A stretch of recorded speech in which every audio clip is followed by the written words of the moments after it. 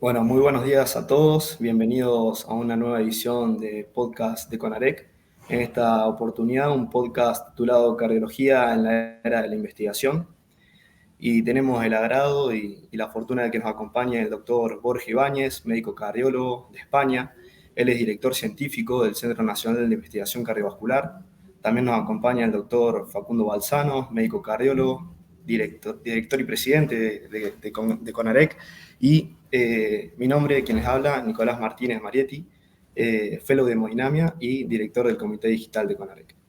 Vamos a arrancar con este podcast. Le voy a dar la palabra al doctor Facundo Balzano para que le dé inicio a esta nueva edición.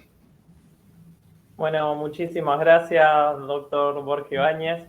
La verdad que estamos muy contentos de poder contar con usted después de haber escuchado su charla, algunos residentes en la Sociedad de Cardiología de Rosario. La verdad que quedamos maravillados y desde ese día charlamos para tratar de combinar este podcast y que se pudiera distribuir a todos los residentes.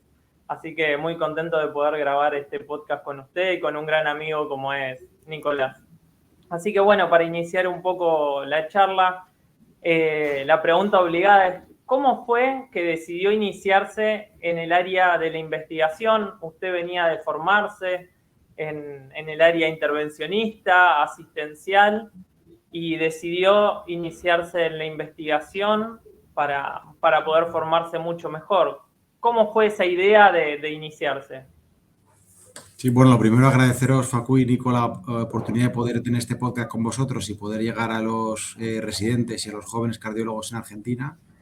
Me hubiera gustado poder estar en persona, pero bueno, ya lo podremos hacer en algún momento, pero este podcast seguramente que lo vamos a pasar muy bien y vamos a compartir nuestras experiencias. Yendo un poco ya al tema que comentas de cómo me inicié yo hice la residencia de cardiología en Madrid, en el Hospital Universitario Fundación Jiménez Díaz, donde ahora también trabajo part-time combinándolo con el centro de investigación. Y durante mi residencia, pues yo la verdad es que lo primero que aprendes es a cómo es el manejo de los pacientes acorde con el estado del arte, pero siempre uno tenía interés en poder ir más allá y poder participar no solamente en aplicar lo que se conoce ahora mismo, sino poder identificar mejores técnicas diagnósticas o terapéuticas para poder aplicar a los pacientes. Y yo siempre tenía interés en algún momento en poder hacer investigación para este tema. Y luego, como soy una persona muy curiosa, que yo creo que es una de las características más importantes de los investigadores, hay que ser muy curioso y querer aprender siempre, pues me ocurrió una circunstancia que creo que compartimos cuando estuve en Rosario, y yo acababa de leer un artículo que se había publicado en el JACC en aquel momento, en el cual se presentaba por primera vez un nuevo síndrome que ocurría solamente en pacientes en Japón y que era un síndrome muy curioso que se llamaba el síndrome de Takotsubo. Estamos hablando del año 2002 o 2003 y era algo que aparentemente solamente ocurría allí y que se especulaba si pudiera ser algún componente genético. Y entonces, bueno, no voy a hablar de lo que es el Takotsubo, que lo conocéis perfectamente, pero bueno, pacientes que simulan un infarto y que luego no tienen obstrucciones coronarias.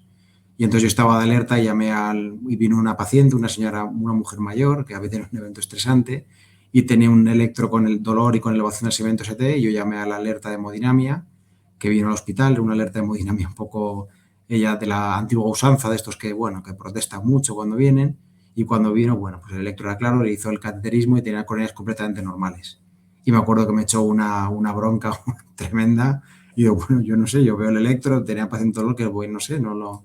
Total, que quedó ahí el tema. Y la siguiente semana volví a estar yo de guardia y volví a estar la misma persona de alerta. Y lo que es el destino es que volvió a venir una paciente mayor también con dolor torácico y con elevación del segmento ST anterior. Digo, a ver si vamos a tener aquí el lío, pero bueno, llamé otra vez y nuevamente con coronarias normales. Total, que me acuerdo que me montó un follón, que yo no podía llevar pacientes, y digo, pero cómo no, pues, que era increíble, que le estaba llamando para nada, y el caso es que digo, esto yo lo he leído en el artículo digo, a ver si va a ser el mismo que le ocurre a estos pacientes que lo que le está pasando aquí en Japón. Y entonces en este momento me interesó muchísimo el tema, revisé retrospectivamente todas las series de cateterismos y coronografías urgentes que había habido en un hospital en los últimos 10 años, y acabamos publicando la primera serie publicada fuera de Japón de síndrome de Takotsubo, que fue mi primer artículo, que no sabía prácticamente nada cómo se hacían los artículos. Yo tenía algún mentor que me estaba ayudando, pero no había ninguno que tuviera mucho conocimiento en investigación, por eso yo siempre quise poder transmitir luego esto. Y de hecho yo recuerdo siempre, lo cuento, creo que conté la anécdota, que submitimos este primer paper a Circulation. Yo era el primer paper que enviaba y nos contestaron pidiéndonos una revisión mayor y entendí que le habían rechazado el artículo y finalmente lo acabamos publicando en la Revista Española de Cardiología sin ni siquiera la oportunidad de poder revisarlo. Esto simplemente es una anécdota. Y bueno, en ese momento decidí, tenía claro que me gustaba mucho la investigación y que quería formarme de una forma completa para poder hacer investigación seria, formal y poder tener una metodología rigurosa. Y es cuando empecé a pensar, al terminar mi residencia, dónde podía formarme unos años en investigación a tiempo completo y luego poder eventualmente en el futuro compaginarlo con la investigación. Y es cuando ya acabamos, por casualidad, esta vez de la vida, encontrando destino en el Monte Sinai de Nueva York. Y bueno, pues todo lo demás creo que lo hablaremos ahora, pero ahí es cuando conocí al que ha sido mi gran mentor y sigue siendo, que es el profesor Valentín Fuster.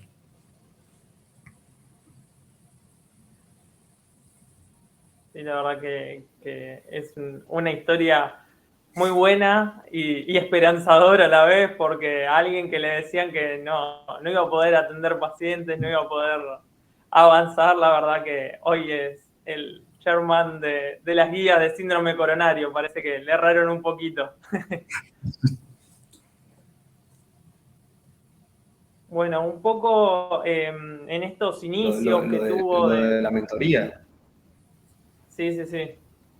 Lo de la mentoría también es importante en estos inicios que tuvo. ¿Cómo fue que llegó Valentín Fuster a su vida? Pues como os digo, gracias al jefe de servicio con el que yo estaba haciendo la residencia, que sí que en la parte muy clínica y también cómo formarme, sí que hizo buen mentor en esa época, pues contactó con que también es otra historia curiosa que podía contar si tenemos 2 minutos. Yo tenía interés en poder estudiar en ese momento la placa vulnerable, que era algo que me parecía así muy interesante.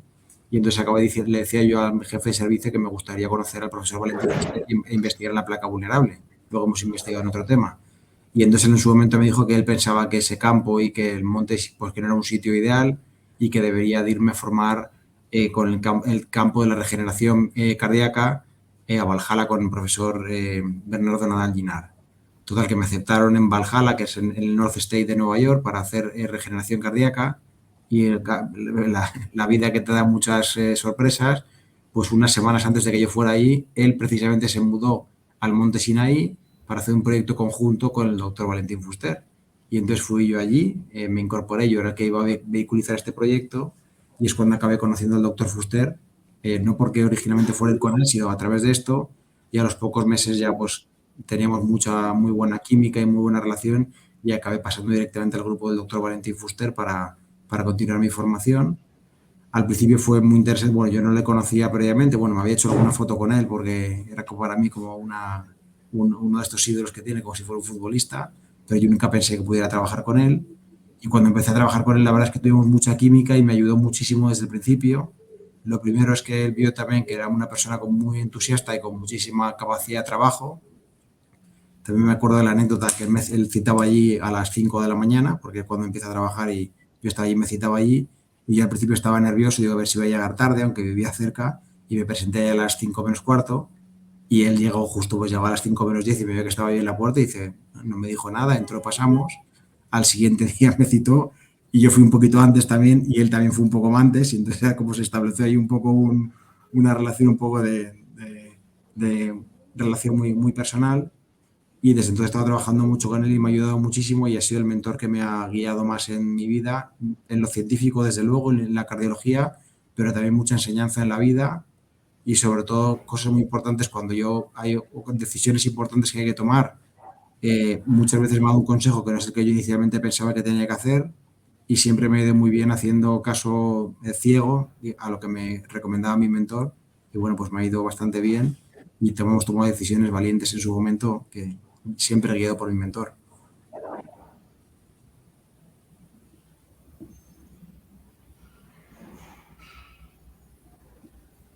Muy bueno, muy interesante, ¿no? La figura que termina siendo el mentor que te acompaña en todo el camino de la formación en uno y en el desarrollo de las habilidades, más que nada en esta área que por lo menos en los centros acá, yo soy de la provincia de Córdoba, Argentina, en la etapa de la formación de la residencia no es algo que se hace mucho hincapié más que nada por los tiempos, el día a día, la rutina por lo cual te lleva, la demanda de los pacientes, responder por otra parte, más lo que es ambulatorio, y la importancia de la investigación y que eso genera y se deja más para un costado, ¿no? Por ahí tener un mentor en la residencia que te haga hincapié en esto y en la formación de la investigación sería muy bueno que estuvieran, bueno, como pudo aprovechar usted, doctor. Sí, efectivamente. De hecho, nosotros en España no es tradición hacer investigación ni durante la carrera de medicina ni durante la especialidad de cardiología. Yo creo que debe ser similar en Argentina. Y después de estas experiencias que tuve yo personalmente y que han tenido otros, pues sí que a la vuelta y empezando en el Centro Nacional de Investigaciones Cardiovasculares, quisimos rellenar un poco esa ausencia o ese vacío que había, y es por ello que hemos generado programas de formación específicos para cardiólogos durante la residencia y para cardiólogos que han terminado la residencia y que quieren formarse en investigación con nosotros. Son principalmente en España, pero también recibimos cardiólogos y residentes de fuera de España, o sea que, como ya dijimos ahí, todos los residentes o cardiólogos jóvenes que quisieran eventualmente poder tener algún tipo de formación con nosotros en el CENIC, estaremos encantados de poder hablarlo. Y de hecho es muy importante, como decíamos, un mentor porque en las primeras fases lo único que uno puede ofrecer es ilusión, entusiasmo y trabajo. Pero el resto te tienen que guiar para formarte y que te vayan diciendo por dónde tienes que ir, porque es muy complicado al principio, bueno, siempre es complicado, pero sobre todo al principio, y que te vayan un poco guiando, conociendo cuál es el camino para que puedas emprender o por lo menos explorar si una carrera académica combinándolo con la asistencia, porque yo creo que dejar 100% la asistencia ya dejarías de ser un investigador, un cardiólogo investigador, pero poder aprender este camino es muy importante. Y yo tuve la suerte de poder tener el mentor y seguir teniéndolo, como es Valentín Fuster, y es por eso que yo creo que yo tengo una obligación de poder transmitir y también poder ayudar a los jóvenes a poder seguir sacando el muchísimo talento que tenemos en todos los países hispanoamericanos, que es lo que hablábamos allí, que yo creo que de largo somos la cultura, podríamos decir, que tiene más talento. Es algo que siempre lo digo sin ningún tipo de pudor y que lo he visto y que de hecho se comparte en muchos entornos. Somos gente que tenemos muchas cosas seguramente malas, pero dentro de las muchas cosas buenas que tenemos el grandísimo talento, y cuando salimos y hacemos investigación y mostramos nuestro talento, pues siempre se reconoce. Da igual desde el punto donde uno venga, que si tiene ilusión y trabajo se puede acabar llegando a hacer cosas importantes, por lo menos cosas que le satisfagan a uno. Bueno, buenísimo, la verdad, estas palabras. Tomando un poco de esto que nos decía, que muchas veces cuesta mucho iniciarse en la investigación porque uno en la formación básica no suele tener mucho alcance o mucha ayuda en lo que es la investigación. Quería consultarle con respecto a lo que es los obstáculos que uno se va encontrando mientras va avanzando en la investigación. ¿Cuáles son los obstáculos más comunes que por ahí nos pone la cardiología en la investigación? Bueno, obstáculos hay muchísimos, como yo creo en cualquier carrera, pero en particular en la nuestra yo creo que especialmente frecuente encontrar obstáculos. Primero porque no es frecuente en nuestro entorno que alguien que sea un cardiólogo, que quiere seguir siendo un cardiólogo clínico, haga investigación, y se encuentra obstáculos no solamente, por ejemplo, la dedicación que hay que tener, es muy importante, y ahora que nos van a escuchar muchos residentes y cardiólogos jóvenes de Argentina, que esto muchas veces uno ve al doctor Fuster o, bueno, pues me puede ver a mí o a otras personas que ya estamos en un estadio un poco más avanzado, y uno solamente suele ver las cosas que son muy atractivas.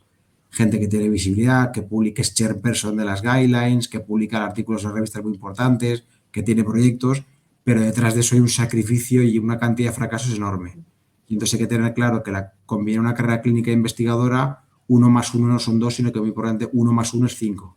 Es un trabajo brutal, hay que tener mucho commitment, y el día a día muchas veces es muy duro porque combinarlo es muy complicado, pero cuando uno lo ve con perspectiva se da cuenta, sobre todo, es lo que a mí más me ayuda, que se da cuenta que está teniendo un impacto importante. Que eso yo creo que dejar ese legado y poder tener impacto es muy importante.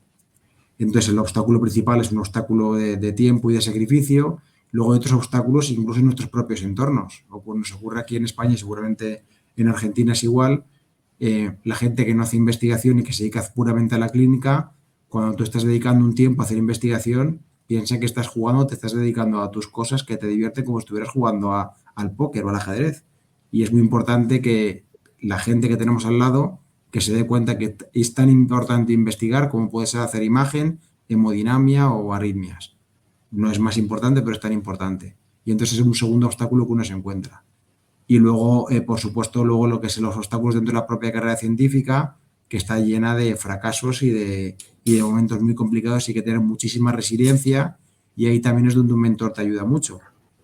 Cuando te encuentras un mentor, Valentín Fuster, que es el más grande que hay, cuando él te cuenta, cuando tú estás mal y te has tenido fracasos, cuando él te cuenta la cantidad de fracasos que él ha tenido y tú ves dónde él está y te dice que tienes que seguir por el camino y demás, pues esto te anima muchísimo a poder sobrellevar ese otro obstáculo tan importante, que es de la cantidad de fracasos que acumulamos detrás para poder tener éxito, entre comillas, porque no sé muy bien tampoco si podríamos definir lo que es éxito, pero bueno, hay muchos fracasos desde luego detrás y hay que tener mucha resiliencia.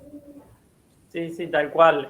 Hoy en día gusta mucho el ver los resultados, el leer las guías, el ver el final de toda la investigación, pero uno a veces no valora. Cuando ve a alguien que está armando una base de datos, le dicen, dale, seguí con los pacientes, deja la base de datos para después y demás, pero me importa muchísimo este mensaje que das, Borja, sobre que hay que seguir, no hay que abandonar esta línea de investigación que hoy en día la cardiología necesita, cada vez más jóvenes investigando y que se sumen con todo el auge que hay en tecnologías y demás, en investigación clínica.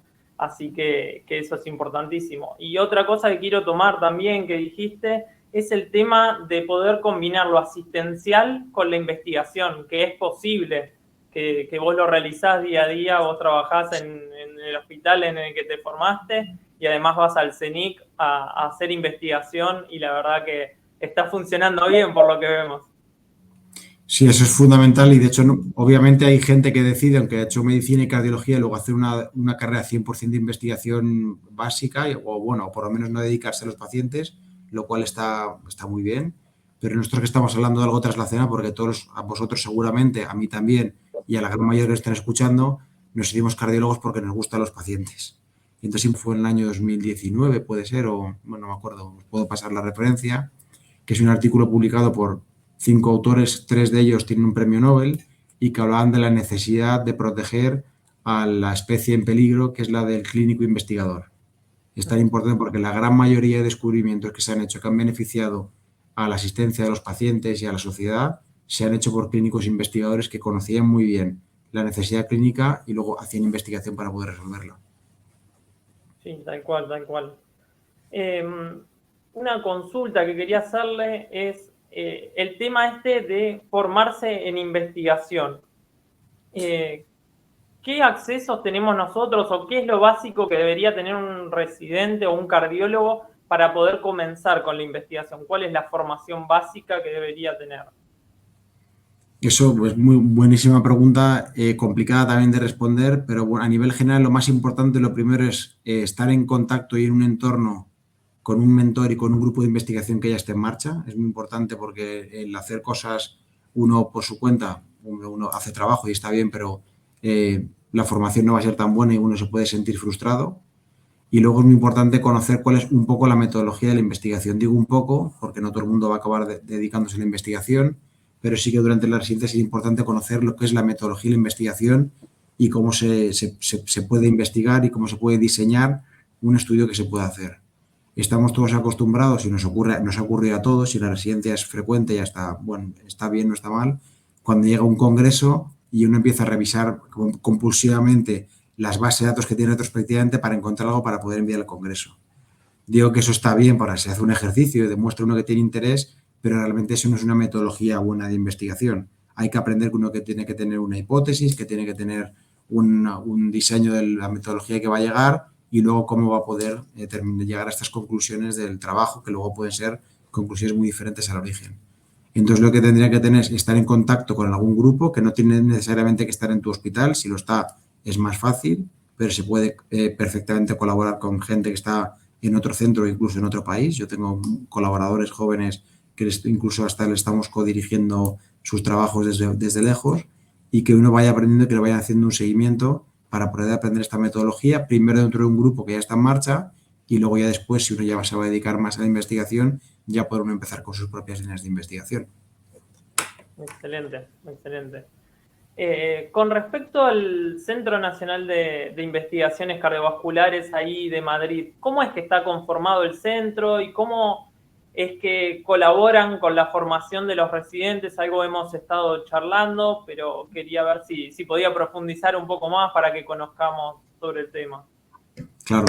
Nosotros tenemos en el CENIC, como digo, bueno, aparte de los programas que tenemos clásicos de predoc, postdoc, máster y demás, tenemos programas dedicados para formar a los residentes. Como digo, principalmente vienen de España, pero también de fuera, y luego postresidentes. Tenemos un programa que se llama el programa RESAP CENIC, que vienen los residentes de España de primer año y están 2 meses con nosotros, conocen lo que es la investigación y yo creo que esto les ayuda mucho, aunque luego no vayan a tocar más investigación, a hacer la residencia con una visión un poco diferente. Luego tenemos un segundo programa, que este sí que está más abierto, también incluso a residentes de fuera, que se llama el programa INVESMIR, en el cual ya vienen de 4 a 6 meses y se incorporan a un proyecto. Y luego tenemos ya programas para postresidentes, que quieren ya formarse 100% del tiempo en investigación. Tenemos un programa que se llama Cardio Joven, que es un programa de 3 años. Los 2 primeros años son full time en investigación, uno formándose en metodología y otro ya aplicándolo en algún proyecto, en algún grupo concreto. Y el tercer año ya es la transición y es ya part-time en el CENIC y part-time en un hospital. Y luego también para gente que tenemos muchos programas, algunos de ellos están incluso con Latinoamérica, que es para formar, pueden ser investigadores, pero entre ellos cardiólogos, que pueden venir a hacer con nosotros una estancia a través de la Fundación Carolina o de algunas otras, tenemos alguna Marie Curie o algún programa COFAND, donde podemos recibirles, vienen con nosotros entre 2 y 3 años, se incorporan a un grupo de nuestro translacional y aparte de también hacer la tesis y demás, también conocen lo que es la investigación y se forman muy bien en metodología. Excelente, excelente. Bueno, a modo de cierre para poder finalizar esta gran charla, quería darle unos minutos para que pueda transmitir algún mensaje a los residentes de todo el mundo que nos van a estar viendo a través de este podcast y ver qué es lo que quiere transmitirles. Bueno, se podrían decir muchísimas cosas, pero me gustaría, si hay algo que podemos transmitir es que da igual en el entorno en el que uno esté, estamos muy acostumbrados a escuchar todas las cosas que funcionan mal, en España, en Europa y ciertamente en Argentina también, obviamente, sabemos que muchas cosas no funcionan bien, hablamos de nuestro país, de lo mal que son nuestros, pero también hay que tener muy claro que es muy importante identificar las cosas y los talentos que tenemos cada uno. Es importante que cada uno de los que nos estén escuchando acaben encontrando cuál es su talento y puede que sea en investigación, puede que no sea en investigación, sino en otro tema. Y cuando uno demuestra que tiene una pasión y un talento es muy importante perseguirlo y que da igual uno de dónde venga, dónde ha hecho la residencia, dónde está haciéndolo, uno puede acabar llegando a hacer lo que uno quiera. Cuesta mucho trabajo muchas veces, o casi siempre, pero es muy importante. Entonces, si hay alguien que tenga de verdad interés en compaginar, hacer una carrera académica o por lo menos explorarla, alguien simplemente que se lo esté planteando ya debe de probarlo. Luego a lo mejor unos cuantos no lo continuarán, pero sí que merece la pena que lo prueben porque puede que haya un gran investigador o clínico investigador en muchas de las personas que nos están escuchando ahora. Y ahí tiene gente importante, también tenéis en Argentina gente importante y luego también que escuchéis que tenéis gente muy importante que están fuera, con nuestro centro y demás, que estamos encantados de cuando hay gente con pasión y que tiene de poder ayudar para que puedan llegar a hacer lo que realmente les motiva y que sería hacer investigación. Entonces, que no bajen los brazos, que aunque muchas veces sea un camino muy cuesta arriba y parece que están malas cosas, teniendo pasión y capacidad de trabajo, podéis llegar a donde queráis llegar y todo lo que podamos ayudar nosotros, vamos a estar encantados. Bueno, muchísimas gracias nuevamente, Borja. La verdad que es un lujo haberte tenido en este podcast y esperamos que sirva para sumar a la mayor cantidad de cardiólogos jóvenes. Muchísimas gracias a vosotros, encantado. El placer es mío, de verdad. Chao, un abrazo grande. Un abrazo, muchas gracias.